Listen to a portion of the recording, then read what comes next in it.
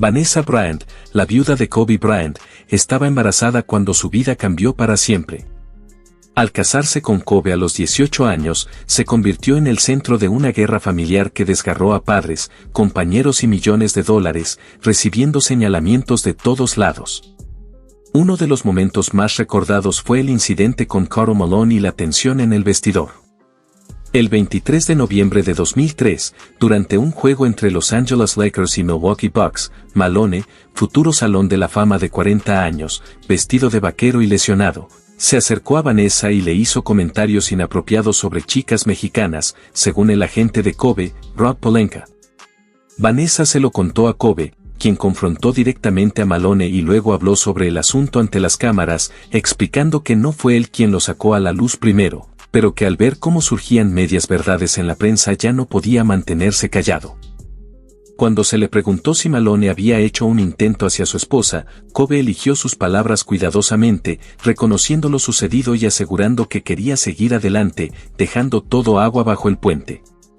Malone negó las acusaciones, describiéndolas como bromas y ofreciendo disculpas, pero también declaró estar dispuesto a resolverlo físicamente, ofreciendo pelear en una entrevista de 2015, aunque nunca se concretó ninguna resolución.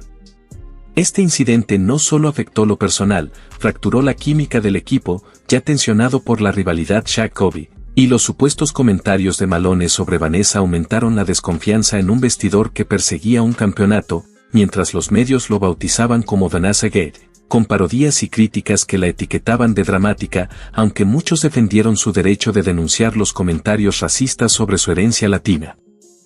Cada pelea familiar o confrontación en el vestidor la colocaba nuevamente en el centro de la tormenta, convirtiéndola en la explicación visible del caos que rodeaba a Kobe, un caos que era inmenso y que marcó su vida y legado.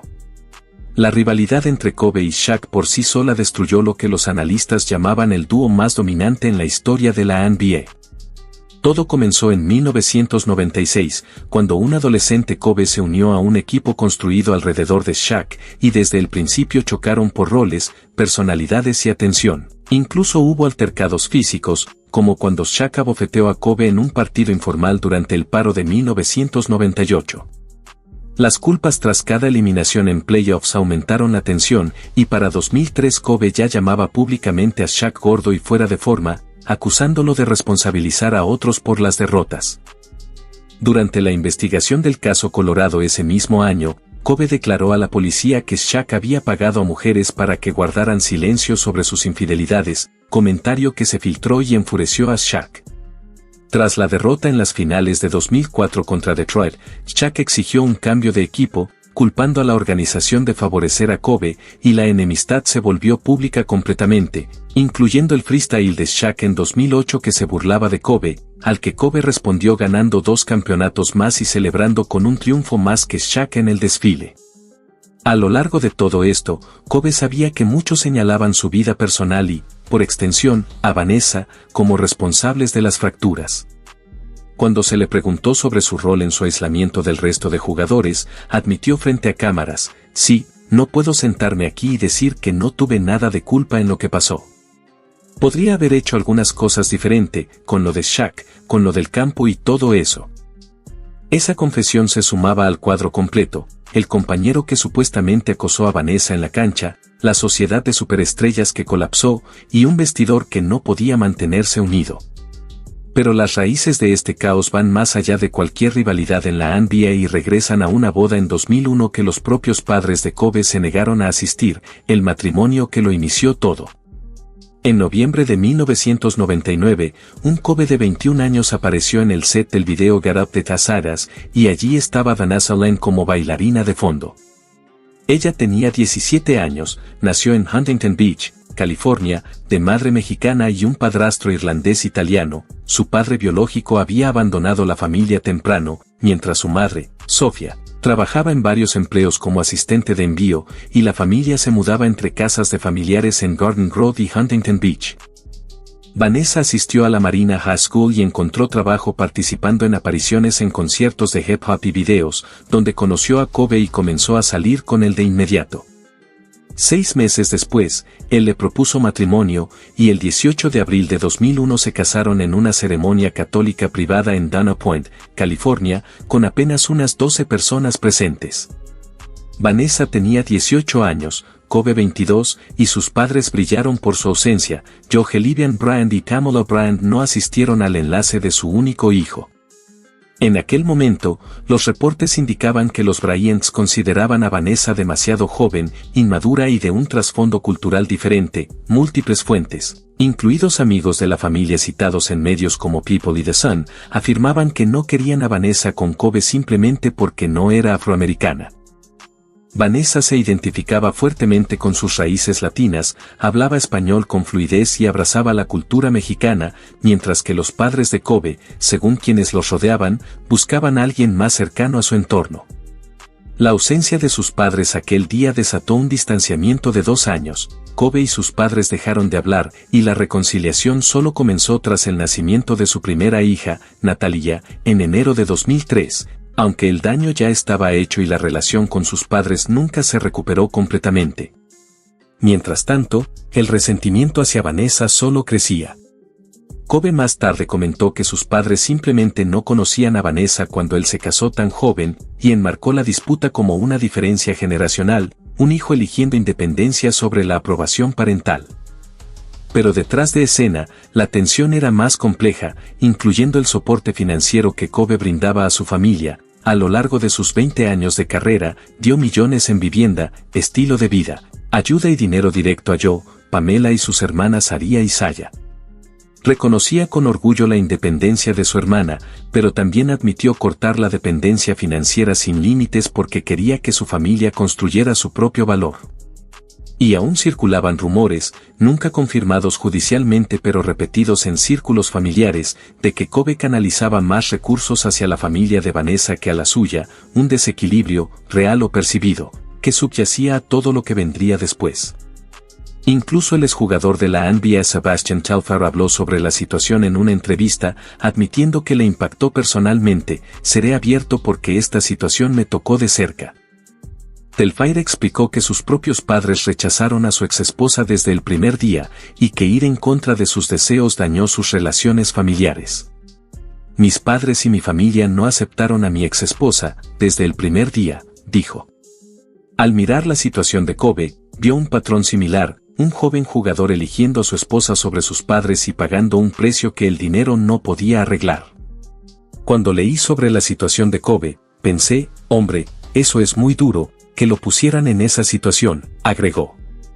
Carol Telfair también señaló algo más profundo. El sistema de la NBA jugaba un papel, porque la liga quería que Kobe se concentrara solo en el baloncesto, y esa visión de túnel facilitaba cortar con quienes lo criaron. Sin embargo, él estaba enfocado en el juego, y eso es lo que la liga buscaba. Telfair remató diciendo que nunca podría imaginar una situación en la que dejara de tratar con su propio hijo por una mujer, y que eso refleja el núcleo de lo que convirtió este matrimonio en el punto de partida de todo. Desde 2001 en adelante, los padres de Kobe creyeron una cosa: Vanessa había llegado a su vida y ellos perdieron a su hijo. Si fue por decisión de Vanessa o de Kobe se convirtió en una discusión que nunca terminó, y 10 años después estalló en una guerra legal total, conocida como la Guerra de la Memorabilia. Durante más de una década, la tensión entre Kobe y sus padres permaneció latente, filtrándose de manera discreta. Joe y Pamela asistían esporádicamente a algunos partidos de los Lakers. Joe dirigió brevemente a las Los Angeles Sparks en 2005, pero la familia seguía fracturada. Kobe continuaba enviando dinero, sus padres lo aceptaban y nadie hablaba de lo que realmente estaba mal. En la primavera de 2013, todo explotó públicamente cuando Pamela Bryant consignó más de 100 artículos personales de Kobe, jerseys de su secundaria en Lower Merion, trofeos, medallas, anillos de All-Star y 2 anillos de campeonato de los Lakers del 2000, a Golden Auctions en Nueva Jersey. Uno de esos anillos de campeonato había sido un regalo para Joe, el otro, diseñado especialmente para Pamela. La casa de subastas le dio un anticipo de $450,000, que Pamela usó para comprar una casa en Las Vegas, mientras que el costo de almacenamiento de los artículos en Pennsylvania durante más de 15 años superaba los $90,000, pagados por ella.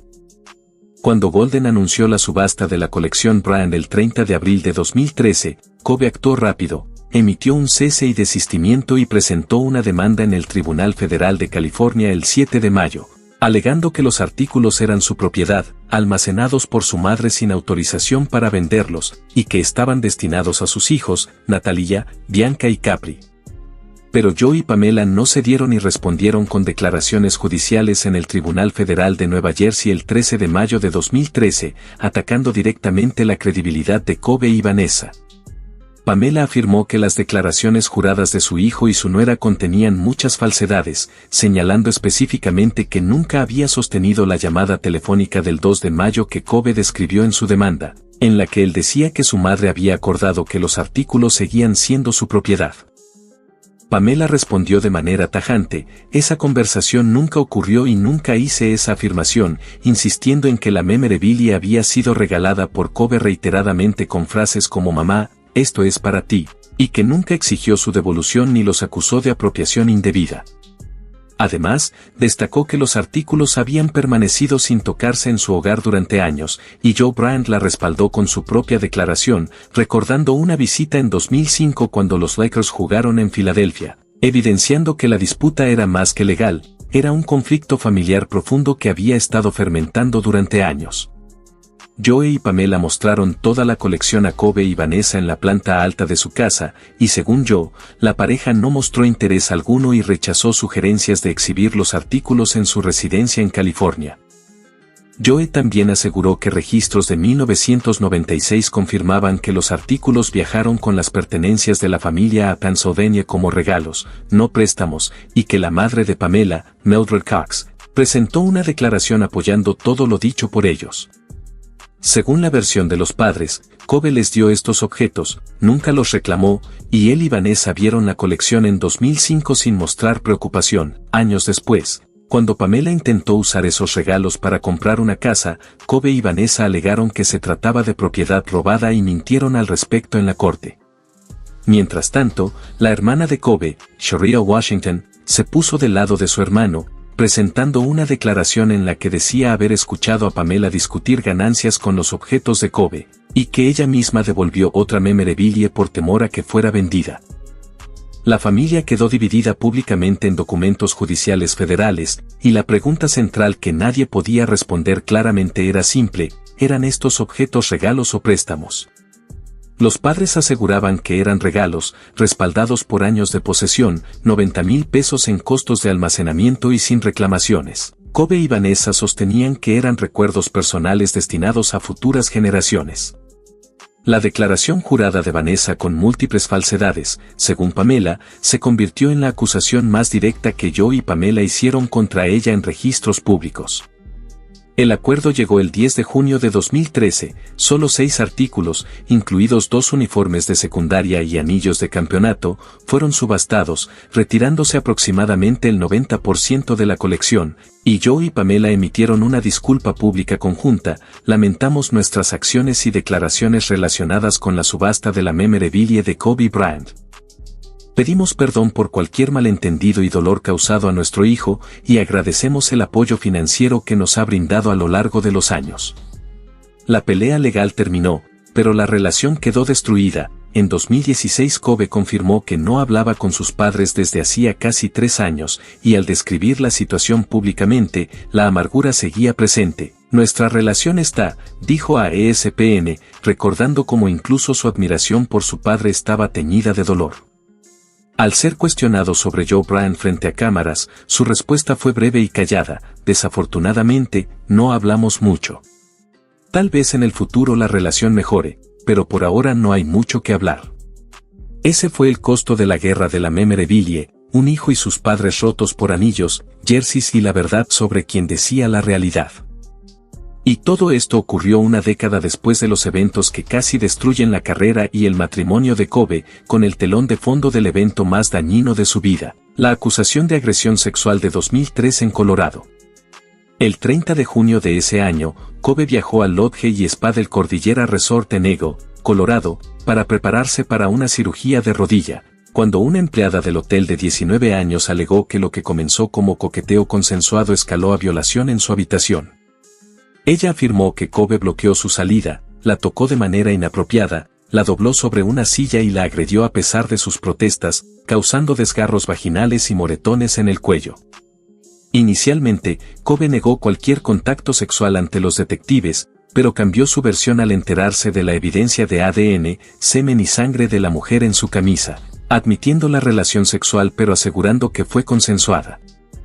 El 18 de julio de 2003, Kobe fue acusado de agresión sexual como delito grave, enfrentando hasta cadena perpetua, y se presentó ante las cámaras con Vanessa a su lado declarando: «Soy inocente. No la obligué a hacer nada en contra de su voluntad».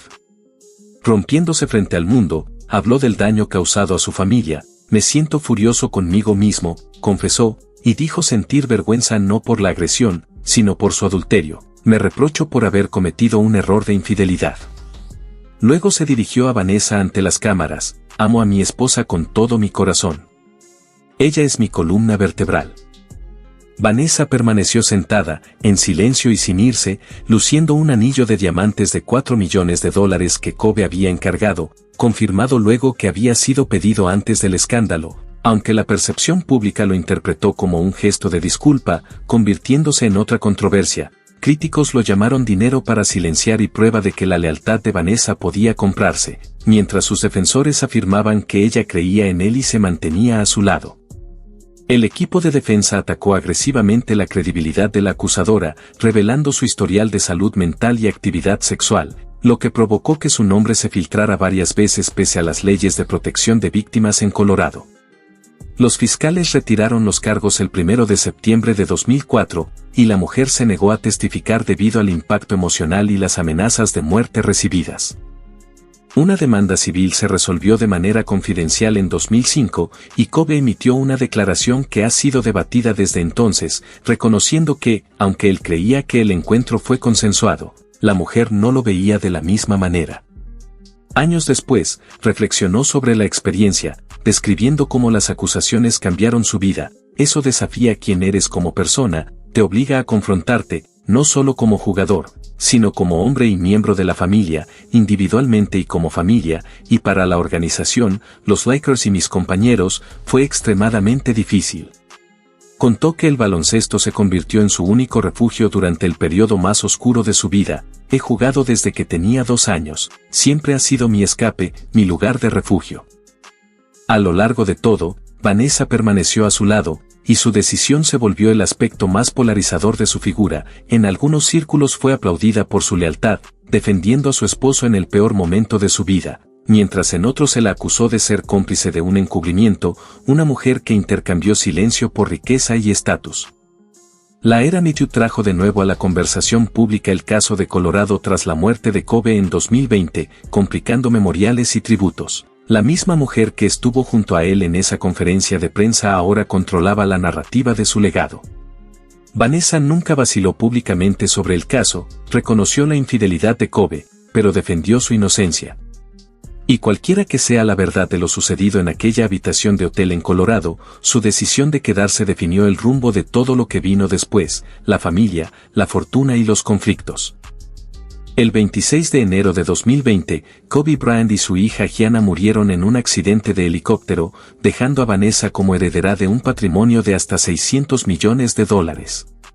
Desde ese momento, todas las disputas y acusaciones familiares recayeron sobre ella: la demanda de su madre Sophia Lane por supuesta manutención no pagada, la guerra de memorabilia con los padres de Kobe, la demanda por las fotos del accidente y la disputa legal con Molly Carter. Vanessa respondió con firmeza, ganando la mayoría de los casos y protegiendo los intereses de su familia, mientras la relación con Joe y Pamela Bryant permanecía rota. Joe falleció en julio de 2024, dejando atrás años de conflictos no resueltos.